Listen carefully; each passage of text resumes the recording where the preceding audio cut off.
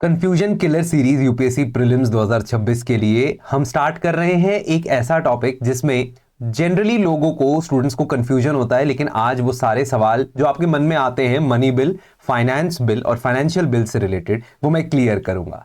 तो शुरुआत में ये चीज समझने के लिए पहले हमें संविधान की कुछ बेसिक चीजें समझनी पड़ेगी, लेकिन संविधान से भी पहले एक शब्द आपको समझना पड़ेगा और वो शब्द है फाइनेंस। फाइनेंस का ये सेकंड मीनिंग जो आप स्क्रीन पे देख रहे हो उसको अपने दिमाग में बांध के रख लो। फाइनेंस का मतलब होता है मनी को मैनेज करने की एक्टिविटी। तो मनी आता है, मनी जाता है, इससे रिलेटेड कोई भी बिल होगा तो उसको फाइनेंस नाम से जाना जाएगा।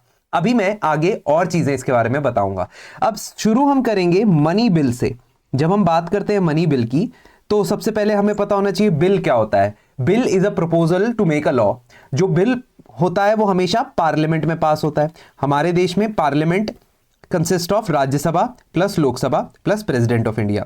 यानी कोई भी बिल अगर पास होना होगा, कोई भी बिल अगर पास होना होगा तो राज्यसभा में भी पास होगा, लोकसभा में भी पास होगा और प्रेसिडेंट का साइन होगा, उसके बाद वो बिल एक्ट बन जाएगा। अब ये मनी बिल एक अलग प्रजाति का बिल क्यों है, उसके लिए कॉन्स्टिट्यूशन के दूसरे आर्टिकल्स को देखते हैं एक बार। आर्टिकल 265 कहता है taxes not to be imposed save by authority of law. यानी कि अगर आपने कोई नया टैक्स इंपोज करना है या कलेक्ट करना है उसके लिए आपको कानून पास करना पड़ेगा। कौन पास करेगा कानून? पार्लियामेंट। दूसरा, अगर आपको 266 नंबर आर्टिकल देखना है, उसके अंदर ये लास्ट लाइन देखनी है तो आपको पता लगेगी कि भारत में कंसोलिडेटेड फंड ऑफ इंडिया में से पैसा निकालने के लिए आपको पार्लियामेंट से परमिशन लेनी पड़ेगी। You will have to take the permission of the parliament before taking money out of consolidated fund of India. अगर आप आर्टिकल 112 देखते हो उसमें प्रेसिडेंट के ऊपर यह जिम्मेदारी सौंपी गई है कि हर फाइनेंशियल ईयर का वो एनुअल फाइनेंशियल स्टेटमेंट पार्लियामेंट के अंदर दोनों हाउसेस के अंदर रखवाएंगे। इसका मतलब यह हुआ कि हर साल एक प्रोसेस होगा जिससे पैसे निकाले भी जाएंगे और कंसोलिडेटेड फंड ऑफ इंडिया में पैसे डाले भी जाएंगे और उससे रिलेटेड जो बिल होगा वो होगा मनी बिल। और यहां पे एंट्री होती है बेसिकली मनी बिल की in article 109 and 110। Article 109 money bill से रिलेटेड स्पेशल प्रोविजन बताता है जो किसी साधारण बिल में अप्लाई नहीं होता। और आर्टिकल 110 डिफाइन करता है मनी बिल को कि मनी बिल होता क्या है। आर्टिकल 110 के अंदर एक लिस्ट ऑफ चीजें दी गई हैं जिनके बारे में यह लिखा है कि अगर कोई बिल यानी proposal to make a law relates to any one of them और ऑल ऑफ देम और सम ऑफ देम, मतलब 1 2 3 4 5 चीजें लिखी हैं, उनमें से अगर किसी एक से रिलेटेड कोई बिल है या उनमें से किसी 2 से या 3 से या 4 से कोई रिलेटेड बिल है या सिर्फ एक्सक्लूसिवली उन्हीं चीजों से रिलेटेड बिल है तो उसे मनी बिल बोला जाएगा। ये चीजें क्या है? एग्जाम्पल के तौर पे अगर आप कोई टैक्स को इंक्रीज, डिक्रीज, अबॉलिश या लगाने की बात करते हो तो वो मनी बिल है। अगर आप कंसोलिडेटेड फंड ऑफ इंडिया में से पैसा निकालने वाले हो, ध्यान रखना, तो आपने अगर 100 रुपए निकालने हैं कंसोलिडेटेड फंड ऑफ इंडिया में से तो वो मनी बिल होगा। 1 लाख रुपए निकालने हैं वो मनी बिल होगा। अगर 1 लाख रुपए जमा कराने हैं वो मनी बिल होगा। 100 रुपए जमा कराने हैं वो मनी बिल होगा। अगर आप बोरोइंग ऑफ इंडिया या borrowing by the government of India से रिलेटेड कोई कानून लेके आते हो तो वो मनी बिल होगा। इसी तरीके से मनी बिल को डिफाइन किया गया है। अब सिर्फ इनसे रिलेटेड अगर कोई बिल है जिसमें इसके अलावा और कोई भी चीज नहीं है वो मनी बिल होगी। मनी बिल की सर्टिफिकेशन की जिम्मेदारी लोकसभा के स्पीकर की है। वो ऐसा क्यों होता है? Why does this happen? Because money bill हमारे बजट का एक बहुत इंपॉर्टेंट हिस्सा है।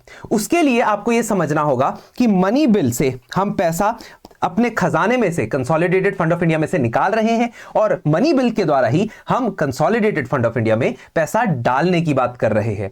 तो let us now talk about what is the special process for money bill. Money bill से रिलेटेड स्पेशल प्रोसीजर क्या है? ऐसा क्या है जो मनी बिल के अंदर स्पेशल है, ऑर्डिनरी बिल में नहीं है? सबसे पहले तो money bill can only be introduced in the Lok Sabha, ये आर्टिकल 109 में लिखा है। दूसरी बात, मनी बिल जब लोकसभा में इंट्रोड्यूस होगा तो उसके बाद वो लोकसभा से सिंपल मेजॉरिटी से ही आपको पास करना है, यानी जितने लोग आए हैं उसमें से 50% अगर वोट कर देते हैं उसके फेवर में तो वो पास हो जाता है। जब मनी बिल लोकसभा से राज्यसभा के पास जाता है तो राज्यसभा के पास 14 डेज का टाइम होता है। इन 14 डेज के टाइम में राज्यसभा इसमें सिर्फ रिकमेंडेशन टू अमेंडमेंट कर सकता है, यानी वो कह सकता है कि मनी बिल के अंदर 2-3 चीजें हैं जो हमें पसंद नहीं आई, क्या आप प्लीज इसे चेंज कर देंगे। ऑर्डिनरी बिल या साधारण बिल में ऐसा नहीं होता है, क्योंकि ऑर्डिनरी बिल दोनों लोकसभा या राज्यसभा में इंट्रोड्यूस होता है। ऑर्डिनरी बिल जब राज्यसभा के पास जाता है तो राज्यसभा उसमें बदलाव कर सकता है, चेंज कर सकता है, अमेंड कर सकता है और अमेंड करने के बाद उसे वापस भेजेगा। मनी बिल के केस में 14 डेज का टाइम राज्यसभा को मिलता है। ऐसा इसलिए क्योंकि बजट पास होना बहुत जरूरी है सरकार चलने के लिए। इसी मनी बिल के थ्रू आप अगले साल का सारा बजट पास कराते हो कि कंसोलिडेटेड फंड ऑफ इंडिया में से 40 लाख करोड़, 50 लाख करोड़ कितने रुपए निकलेंगे, ये मनी बिल के थ्रू ही किया जाता है। That is one of the reason why money bill के लिए स्पेशल प्रोसीजर रखा गया, ताकि लोकसभा की मोहर ही काफी हो उसे पास करने के लिए, बजट रुके ना। अब अगर आप मनी बिल के रिलेटेड आर्टिकल 109 देखोगे तो आपको जनरली जो 2 चीजें किताबों में लिखी मिलती है वो नहीं मिलेगी। क्या 2 चीजें हैं? Number 1, money bill can only be introduced by a minister, और दूसरा, money bill needs to be introduced with prior recommendation of president. President की प्रायर रिकमेंडेशन से ही मनी बिल इंट्रोड्यूस होना चाहिए। ये दोनों चीजें आपको 109 में नहीं दिखेगी, लेकिन इनमें से एक सही है और एक गलत। पहली स्टेटमेंट कि मनी बिल सिर्फ मिनिस्टर इंट्रोड्यूस कर सकता है, ये स्टेटमेंट गलत है। क्यों? क्योंकि ये संविधान में या रूल्स ऑफ प्रोसीजर में कहीं पे भी नहीं लिखा है। इनफैक्ट अगर आप लोकसभा की वेबसाइट पे जाओगे और वहां पे जो बिल्स हैं उनको फिल्टर लगा के लिखोगे कि प्राइवेट मेंबर के द्वारा इंट्रोड्यूस किया गया बिल, यानी नॉन मिनिस्टर के द्वारा इंट्रोड्यूस किया गया बिल, और मनी बिल, अगर आप दिखाने की लिस्ट ओपन करोगे तो आपको दिखेगा बहुत सारे बिल ऐसे हैं जो प्राइवेट मेंबर ने इंट्रोड्यूस किए हैं और मनी बिल है। इसका मतलब यह स्टेटमेंट कि मिनिस्टर सिर्फ मिनिस्टर या मंत्री मनी बिल इंट्रोड्यूस कर सकते हैं, ये गलत है।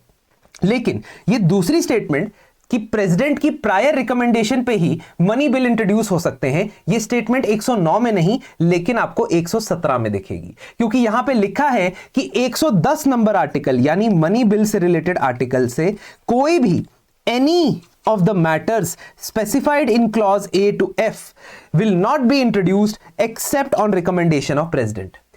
तो आप ये समझ लीजिए कि अगर हम मनी बिल की बात करते हैं तो उसमें आर्टिकल 110 के अंदर लिखी हुई चीजें ही होंगी, एक्सक्लूसिवली सिर्फ वही चीजें मनी बिल कहलाएंगी और प्रेसिडेंट के प्रायर रिकमेंडेशन से वो इंट्रोड्यूस की जाएंगी लोकसभा के अंदर। अब आपको जब मनी बिल के बारे में ये सारी बातें पता चल गई हैं तो बजट में मनी बिल कहां लैंड करता है या कहां पे पोजीशन है ये एक बार देख लेते हैं। अगर हम बजट की बात करते हैं, बजट के 2 स्टेप्स होते हैं लास्ट के। एक, कंसोलिडेटेड फंड ऑफ इंडिया में से कितना पैसा निकलने वाला है उसका अक्यूमुलेशन, उसका एक बिल तैयार किया जाता है और उसको कहते हैं एप्रोप्रिएशन बिल, कि अगले साल हर डिपार्टमेंट को कितना कितना पैसा मिलेगा, इसको इकट्ठा करके एप्रोप्रिएशन बिल की तरह पास किया जाता है। और अगले साल कहां कहां से कितना कितना रेवेन्यू आएगा हमारे पास, यानी इनकम आएगी, उसको एक बिल में डाल दिया जाता है जिसको कहते हैं फाइनेंस बिल। अब इस दोनों step number 1 and step number 2, ये दोनों स्टेप बजट पास करने के आखिरी स्टेप होते हैं और ये दोनों स्टेप या ये दोनों बिल्स मनी बिल की तरह पास किए जाते हैं। इन पे जो सर्टिफिकेशन लगाता है, ठप्पा लगाता है, वो कौन है? Speaker. Speaker is the authority which decides whether a bill is a money bill और नॉट। अब कई बार क्या होता है कि स्पीकर ऐसे बिल पे भी मनी बिल का ठप्पा लगा देता है जो शायद आर्टिकल 110 के अंदर दी गई चीजों से अलग किसी चीज से रिलेटेड है, ऐसा आरोप लगता है। खैर, उसके बारे में बाद में डिस्कस करेंगे, लेकिन अब आते हैं नेक्स्ट इंपॉर्टेंट क्वेश्चन पे। फाइनेंशियल बिल क्या होता है और ये टाइप 1 टाइप 2 कहां से आई? देखो, अगर आप आर्टिकल 117 देखोगे ना तो वहां पे ऐसा लिखा नहीं हुआ है कि there are 2 types of financial bill, type 1 type 2, लेकिन उसकी लैंग्वेज को समझने के बाद हमें फाइनेंशियल बिल को 2 कैटेगरीज में डिवाइड करने का मौका मिलता है।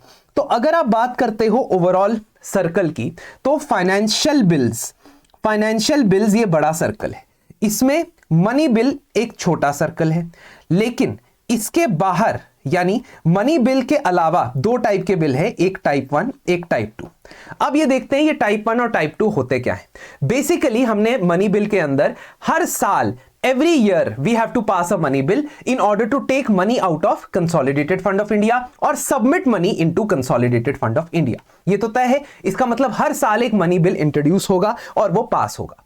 लेकिन कुछ कानून ऐसे भी हो सकते हैं या कुछ बिल्स ऐसे भी हो सकते हैं जिनमें मनी बिल के अलावा कोई और एडिशनल चीज लिखी है। सो मनी बिल के अंदर जो भी चीजें आती हैं उसके एडिशन में there is another thing that the bill deals with। so for example मान लीजिए एग्जाम्पल के तौर पे कि मैं क्या करता हूं, मैं एक बिल इंट्रोड्यूस करता हूं जिसमें मैं ये लिखता हूं international financial organisations and India relation bill. तो एक ऐसा बिल है कि इंटरनेशनल फाइनेंशियल ऑर्गेनाइजेशंस के साथ इंडिया का कैसा रिलेशन होगा।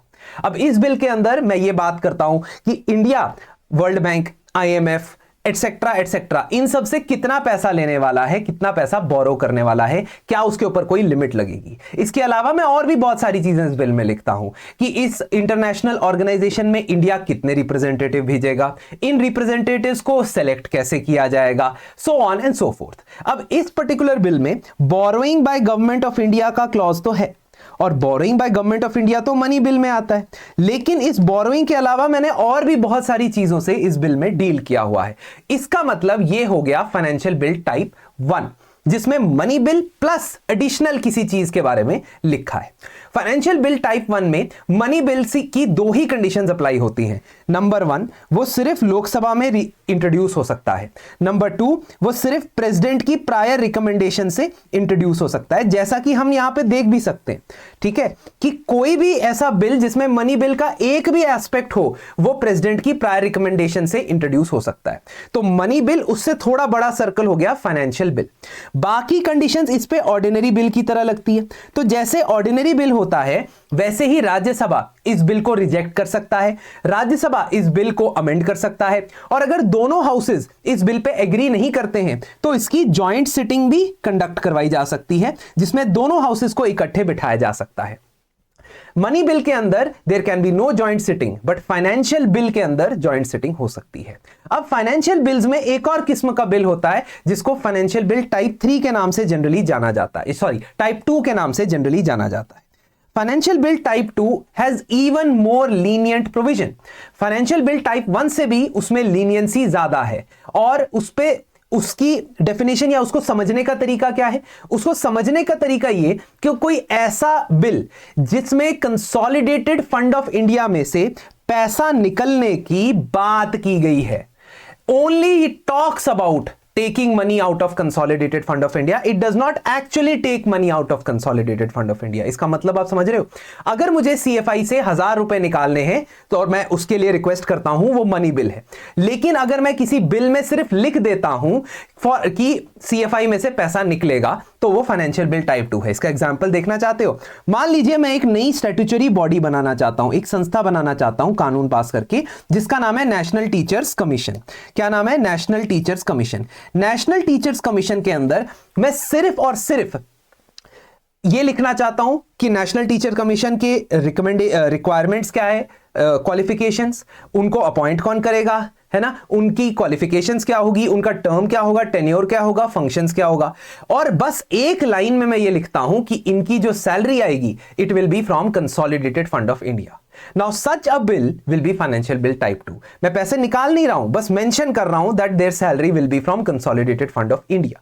सो this is related to non money bill related aspects, but only mention of taking money out of consolidated fund of India इसमें है। ये फाइनेंशियल बिल टाइप 2 की कैटेगरी में आ जाएगा। ये हाउस डिसाइड करता है, जब इस पे वोटिंग होती है, डिस्कशन होता है, हाउस डिसाइड करता है कि हम कौन से बिल को टाइप 1 में लिखेंगे, कौन से को टाइप 2 में, क्योंकि इसमें स्पीकर की सर्टिफिकेशन नहीं होगी। स्पीकर तो सिर्फ मनी बिल पे ठप्पा लगाएंगे। तो इस पर्टिकुलर बिल में, नेशनल टीचर कमीशन वाले बिल में क्या होगा? नेशनल टीचर कमीशन वाले बिल में मनी बिल से जुड़ती हुई एक ही कंडीशन अप्लाई होगी, एंड दैट विल बी कि इसकी कंसिडरेशन से पहले, before the bill is taken into consideration, president की रिकमेंडेशन लगेगी।